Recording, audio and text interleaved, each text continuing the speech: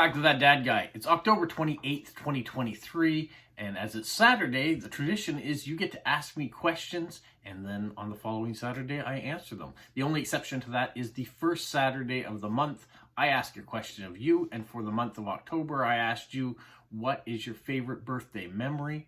As my birthday falls in October, I figured the month of October should be about birthdays. So what is your favorite memory? And then you just send on a postcard to the address in the description of my video. And then the following first Saturday of the month, I'll read all your responses before I give you a new question. So as it's not the first Saturday of the month, I get to read your questions that you left me from last week. So the first one is from Basil in India. And he says, my question for next week would be, how has Halloween celebrations evolved or changed over the various phases of your life in terms of excitement, fervor, decor, costume, food, preparations, and any plan for creating a holiday postcard? Okay, so let me answer the last question first. Am I going to create a holiday postcard for next Tuesday? No, I'm not. Generally, I don't do any of those special occasion.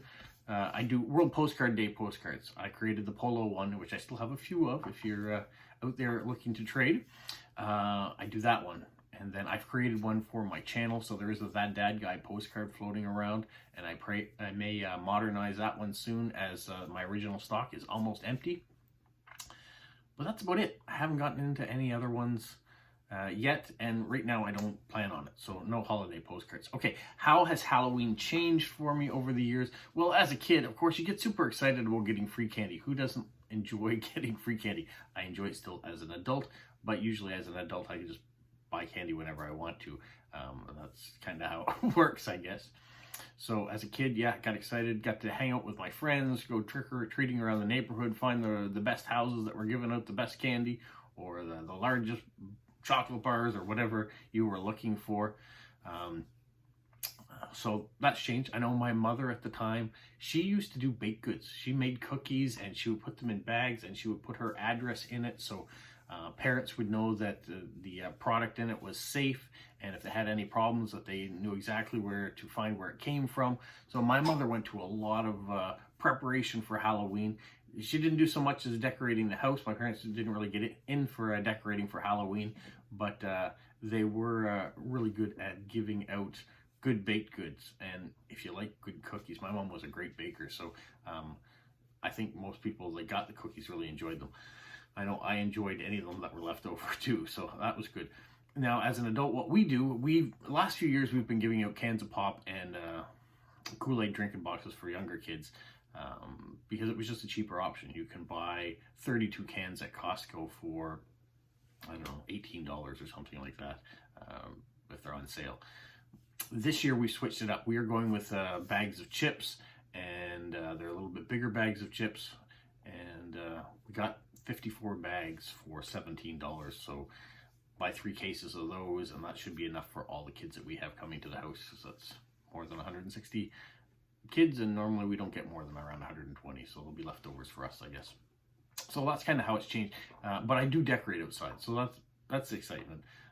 We don't tend to decorate too far ahead. Like, I know some people have been decorated for Halloween since the start of October, and we don't do that. We tend to wait till the last couple days, maybe even today. Today's going to be a beautiful day. We might get out there and do some decorating. Otherwise, it's going to be probably Monday, maybe even tomorrow. I don't know, because Halloween is Tuesday, so we get the decorations up last. We turn on some music the night of, put on some different lights and things like that, and have a good time just passing out the candy and seeing the kids' costumes that come to our door. So that's how it's kind of changed. All right, let's see. What is the next question? The next question comes from Eric in Ontario, in Toronto, and he says, who was your favorite fictional cartoon bear? Paddington, Rupert, or perhaps a different one? In case you're not familiar with Rupert, Rupert Bear had a collection of stories. He was an English cartoon character, very prominent in our household. My father's from England, so we had a lot of English traditions that we kept going, so there was a mixture of Canadian and English. So Paddington and Rupert were part of our growing up, and I like both of them. They both were adventurous in different ways. Paddington was much like Curious George in the fact that he got into misadventures by some of the things that he went into, whether he was trying to take a bath and putting too many sudsy bubbles in it and fills up the whole bathroom when he runs his tub. Those are the sort of things that Paddington gets into mischief, and his family has to help him out with. Rupert, on the other hand, he had adventures right on, in the beach area. Although he had different animal friends that he went around with, and they would find pirates and do all sorts of things and have all these magical adventures just by going through a tunnel or something like that. It was more an imagination type experience. Maybe like a Nancy Drew or Hardy Boys trying to solve a mystery. So that's kind of the difference between a Rupert bear and a Paddington bear. Both were key parts of my growing up. Which was my favorite? Probably Rupert, really.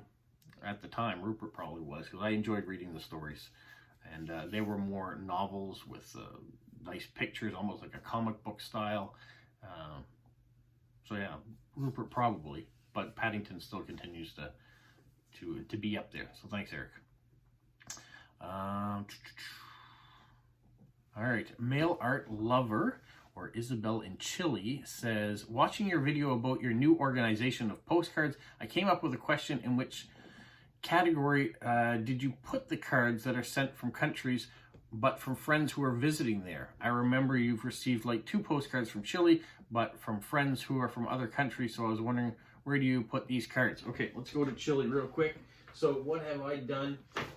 I've gone from those binders up there, and in case you hadn't seen the video, and then gone to a drawer system like that alphabetizes all the cards by country. So when I go to Chile, I do have 4 cards.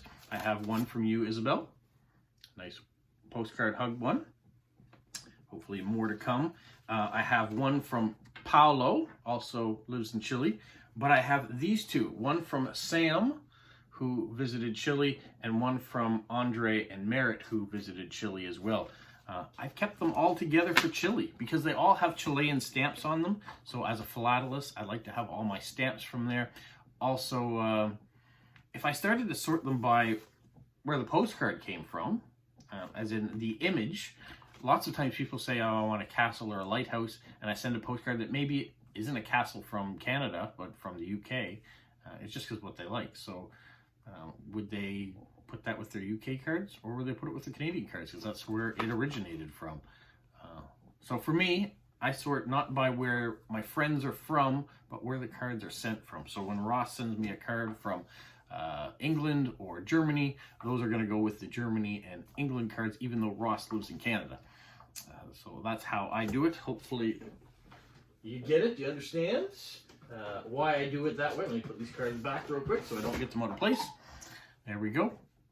So that's how I sort them right now. I am going to take more time and go back and sort them by who sent me the card too. So when I go to the UK, for example, I'm going to look and see, okay, where are all the cards that Jilly B sent me, or where are all the cards that Michelle sent me, or Ron sent me, Bex, whoever.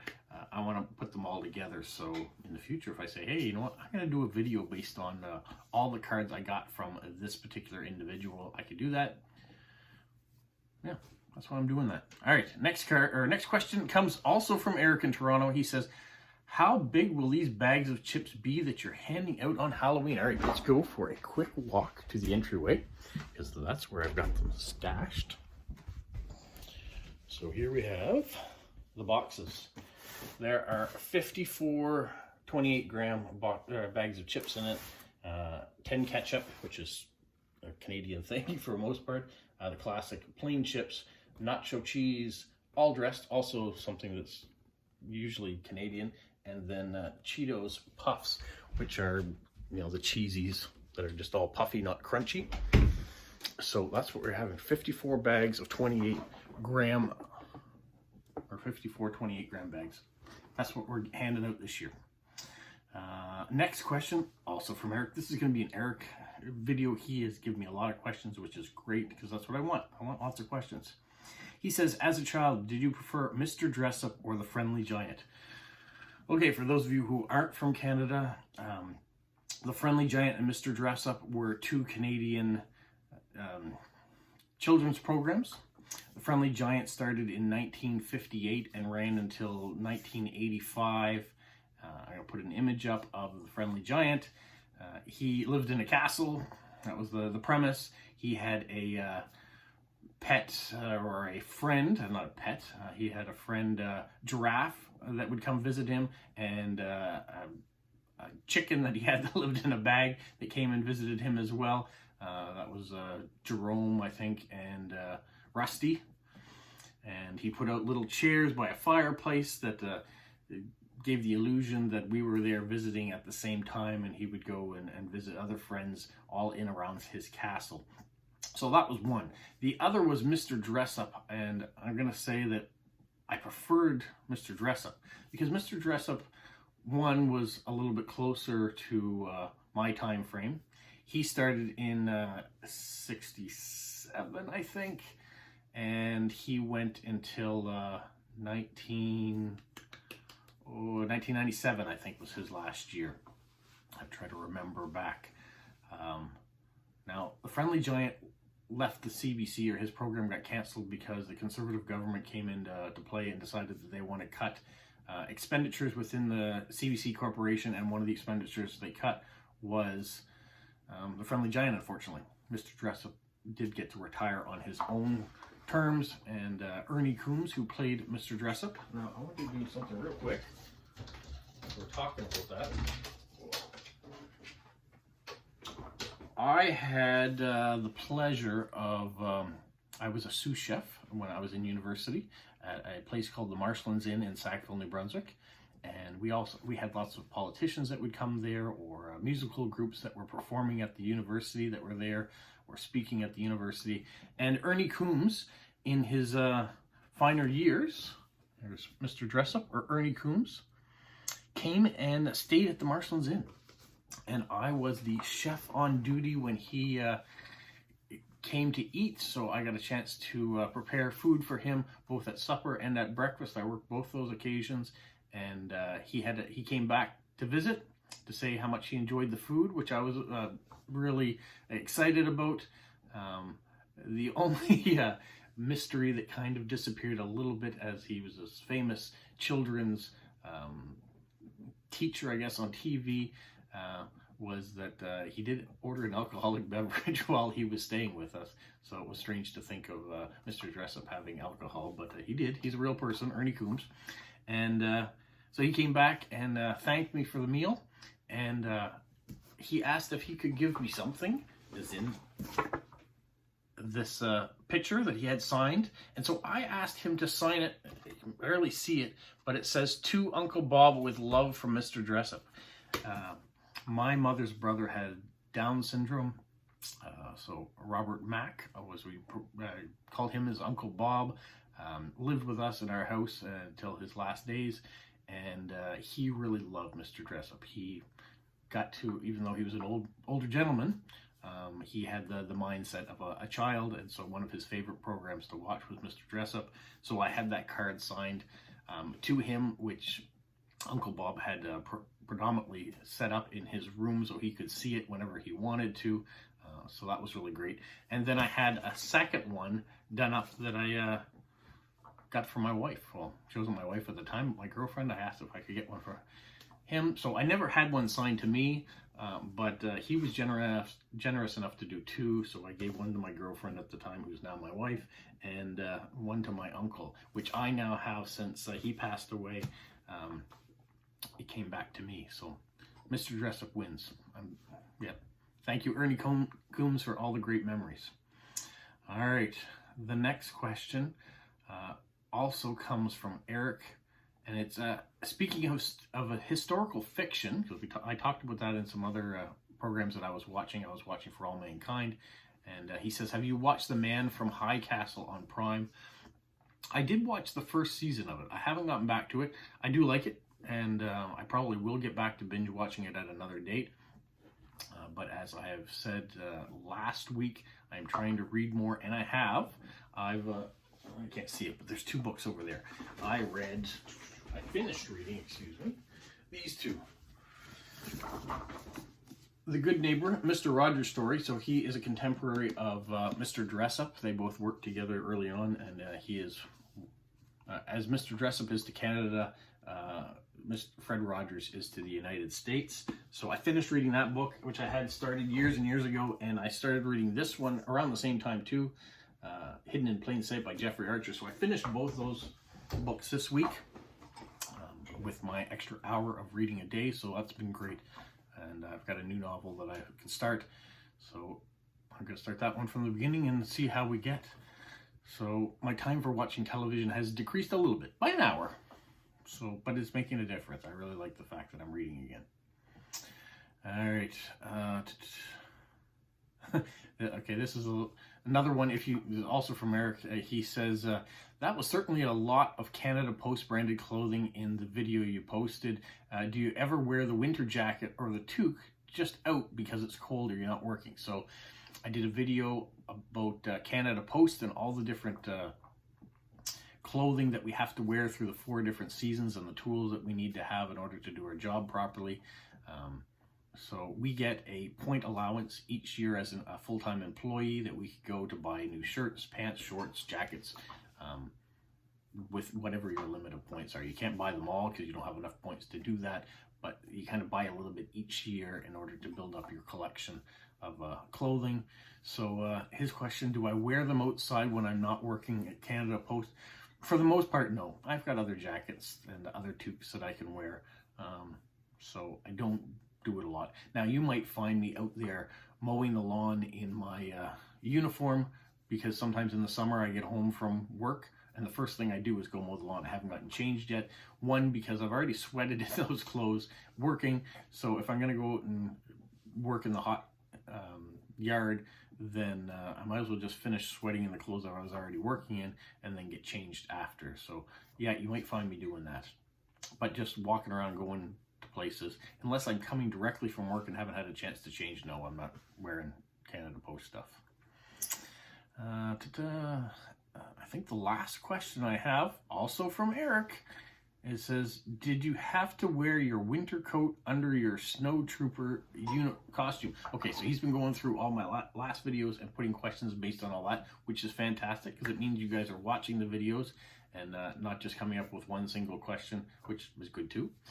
But I talked about in one of my videos having a stormtrooper costume that I was very excited about that we got at the local pharmacy. It had a plastic mask with a plastic string around the back and the plastic costume. Walked to my first house, ripped the back, and the mask string broke off of it too, until my mother got it fixed. He's asking whether I wore winter coats under it. I'm not sure if I wore it under that one. Now, maybe I did, because maybe that's one of the reasons why it ripped, because it wasn't designed for having a jacket underneath. But certainly in Canada, especially when I grew up, the Halloween didn't necessarily mean it was going to be a nice day to be out trick-or-treating. Winter may have already started, and the temperatures may have dropped. So I did wear winter coats underneath some of my costumes for sure. That happened, or toques over top of masks in order to protect my ears, or earmuffs or something or other. So yeah, I definitely did that, and I'm sure he did as well. This year for Halloween, like today it's 22 degrees, a beautiful day. On Halloween is forecasted to be around 6 degrees, so it's going to be colder. I'm not sure if kids are going to be trick-or-treating in winter clothing or not, but it's going to be colder. All right, those are all the questions I have, so thank you so much for everyone who participated by giving me lots of different questions on lots of different topics. That's what I love to do. It lets me think of things, lets me show stuff. It comes up with memories as well. So go ahead, leave more questions in the comments of this video, and I will answer them not next week, but the week after. Haha! Next week is going to be the first Saturday of the month.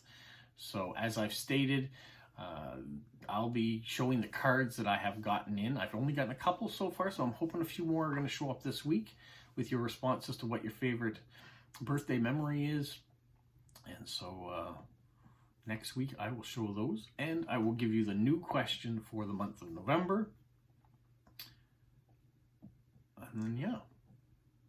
Then the following week we'll answer your questions. So you really have 2 weeks to leave questions. You can leave them in this video if you like, or next week you'll leave me the questions and I will answer them 2 weeks' time. Have yourself a magical week. What, Polo? You say like, subscribe, share, and tell all your friends. Who's a good boy? Who's a good boy? Bye.